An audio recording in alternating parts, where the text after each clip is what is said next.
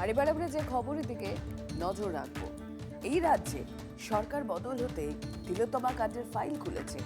ধাপে ধাপে তদন্তেও শুরু হয়েছে। সিবিআইও গতি বাড়াচ্ছে সেই তদন্তে। আরজিকর হাসপাতালের পর এবার পানিহাটি শ্মশানে কেন্দ্রীয় তদন্তকারী এজেন্সি। আর এই প্রথমবার তিলোত্তমা কাণ্ডের প্রতিপদে ষড়যন্ত্রের অভিযোগ তুলেছিল তার পরিবার। আরজিকর হাসপাতালে ঘটে যাওয়া নৃশংস ঘটনা থেকে তিলোত্তমার দেহদাহ, বিতর্ক সব জায়গায়।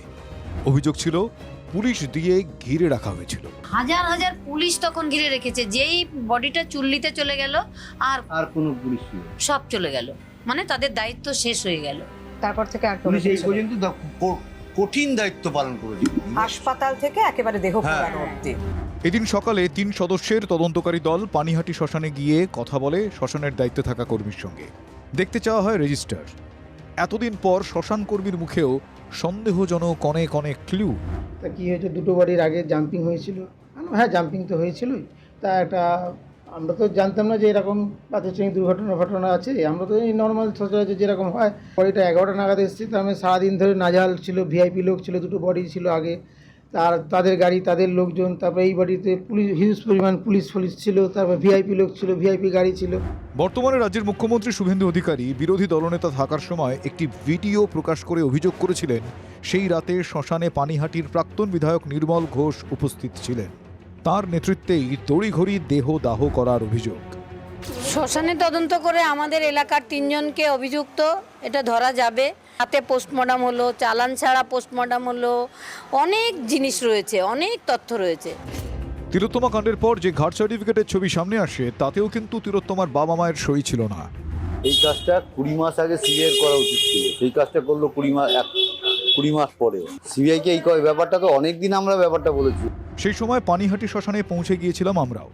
গোপন ক্যামেরায় সেদিন ডোমের মুখে শোনা গিয়েছিল সন্দেহজনক বেশ কিছু কথা। নমস্কার, আপনি ভোলাদা, আপনি সেদিন ডিউটিতে ছিলেন তো?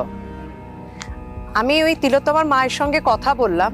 ওনার মা বলছেন যে সেদিন নাকি প্রচুর পুলিশ এসেছিল। হ্যাঁ, এমনও হয়েছে যে 3টে মরদেহ ছিল, সেগুলোকে রেখে মানে হ্যাঁ, যে কনজেস্টেড হয়ে গেছিলো এই জায়গাটা। তো একটা বডির লোক ছিল, যেগুলো বডি ছিল, তার আগেও বডি ছিল, তারপরে লোকাল লোকও ছিল, ভিআইপিও ছিল। এই নিয়ে জায়গাটা পুরো কনজেস্টেড হয়ে গেছে। যত তাড়াতাড়ি রিলিজ করা যায় তত তাড়াতাড়ি, মানে পুলিশের একটা তাড়াহুড়ো ছিল। পুলিশ যত তাড়াতাড়ি জায়গাটা, ওনাদের তো কানুন ব্যবস্থাটা ঠিক রাখতে হবে না, যদি একটা কোনো গন্ডগোল হয় সেই জন্য আমরা চাইছি যত তাড়াতাড়ি রিলিজ হয় জায়গাটা ততই ভালো।